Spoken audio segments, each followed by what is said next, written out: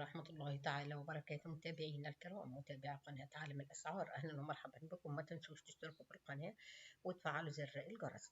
عاجل التموين تصدر بيانا رسميا وتنعي أحد رموزها بعد وفاة الوزير الأسبق أبو زيد محمد أبو زيد.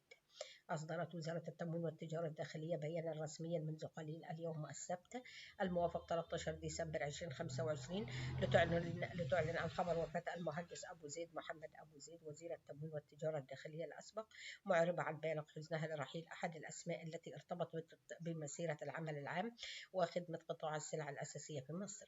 وفاة وزير التموين الأسبق، وأكدت الوزارة في البيان الرسمي أن الراحل شغل منصب وزير التموين خلال الفترة من أغسطس 2012 وحتى يناير 2013،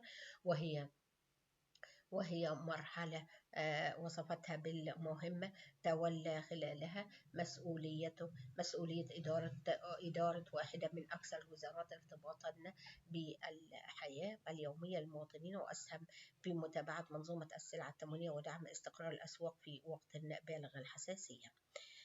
وأشارت الوزارة إلى أن الفقيد كان من الكفاءات المتخصصة في مجال الصناعات الغذائية، وامتلك خبرة مهنية طويلة تدرج خلالها في العديد من المواقع القيادية قبل أن يتولى حقيبة التموين، حيث عرف عنه الالتزام والانضباط والعمل بروح المسؤولية الوطنية.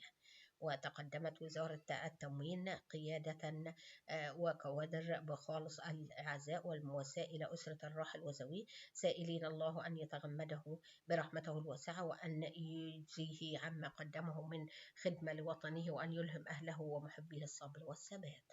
رحم الله الفقيد. ما تنسوش تشتركوا في القناة وتفعلوا زر الجرس، والسلام عليكم ورحمة الله تعالى وبركاته.